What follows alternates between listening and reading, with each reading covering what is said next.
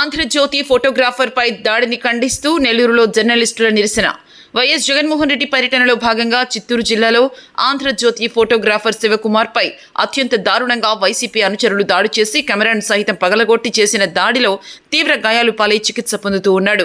ఈ దాడిని ఖండిస్తూ ఏపీఎంఎఫ్ ఆంధ్రప్రదేశ్ మీడియా ఫెడరేషన్ అధ్యక్షులు మల్లికార్జున్ ఆధ్వర్యంలో జర్నలిస్టులందరూ కలిసి ప్రెస్ క్లబ్ నుండి బయలుదేరి ఈ దాడిని నిరసనగా నల్ల రిబ్బన్లు కట్టుకుని గాంధీబొమ్మ సెంటర్ నందుగల గాంధీ విగ్రహం చుట్టూ తిరుగుతూ నిరసనలు తెలియజేశారు.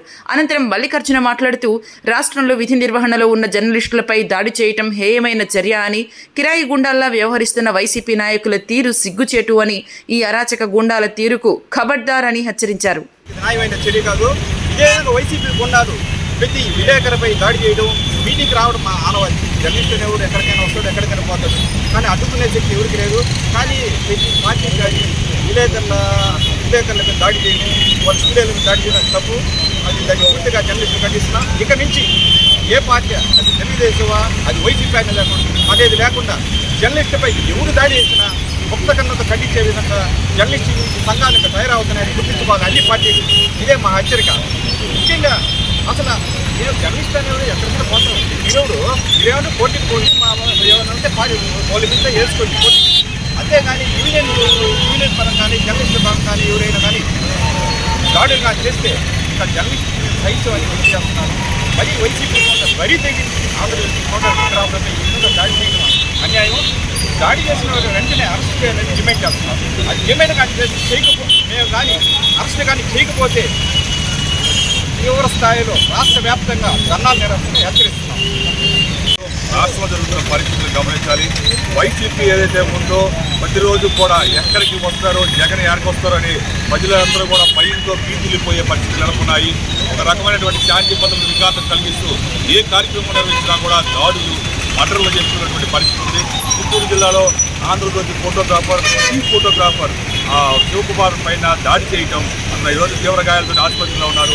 ఒక మామూలు సాధారణ ఉద్యోగుల పైన ఈ విధంగా దాడులు చేయడం ఎంతవరకు కరెక్ట్? వైసీపీ గోండాలు గంజాయి బ్యాచ్ల్ని ఎండబెట్టుకొని రప్ప నరుకుతాము, డిఎస్పీ చేయి నరకండి అంటూ అధినేతే ఆదేశాలు ఇవ్వడం అందరినీ కూడా ఆశ్చర్యానికి గురి చేస్తుంది. కూటమి ప్రభుత్వం కూడా దీనిపైన సీరియస్గా యాక్షన్ తీసుకోవాలా. జర్నలిస్టులు అంటే ప్రతి ప్రభుత్వంలో కూడా చులకన భావం ఏర్పడింది. విలేకరులు, అలాగే ఫోటోగ్రాఫర్లు, వీడియోగ్రాఫర్లు అందరికీ కూడా రక్షణ కల్పించాల్సిన బాధ్యత కూటమి ప్రభుత్వం పైన ఉంది. ఇలాంటి చర్యలు మళ్ళీ జరగకుండా పోలీసులు కట్టుదిట్టమైనటువంటి చట్టరీత్యా చర్యలు తీసుకోవాల్సిన అవసరం ఉంది.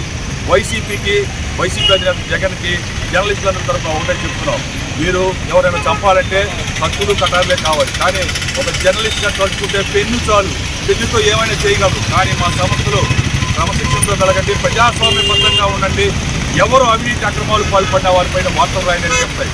మా సంస్థలు చెప్తున్న ప్రజాస్వామ్య పద్ధతులను మేము అందరూ నడుచుకుంటున్నాం కాబట్టి నడుచుకుంటూ ఉన్నాం. ఈ విషయాన్ని గమనించండి. అలాగే గతంలో కూడా ఆంధ్రజ్యోతి విలేకరులు, ఆంధ్రజ్యోతి ఫోటోగ్రాఫర్ల పైన అనేక దాడులు జరిగాయి. కరెక్టే కాదు, ప్రజలందరూ కూడా ద్వేషిస్తున్నారు, చీకొడుతున్నారు, చేదరించుకుంటున్నారు. తీవ్రంగా ఖండిస్తున్నాం. ఎన్నో జిల్లాలో ఇలాంటి దాడులు కానీ ఇంతకుముందు జరిగిన దాడులుగా ఖండించాం, ఈ దాడిని కూడా ఖండిస్తున్నాం. ఖబర్దార్ జగన్మోహన్ రెడ్డి, నువ్వు కావాలంటే ఏమైనా తెలుసుకో కోర్టులకు పోయి, అంతేగాని జర్నలిస్టుల మీద దాడి చేస్తే మాత్రం ఖబర్దార్ నీ అందు చూడటానికే మేము జర్నలిస్టు పాత్ర చేస్తాం.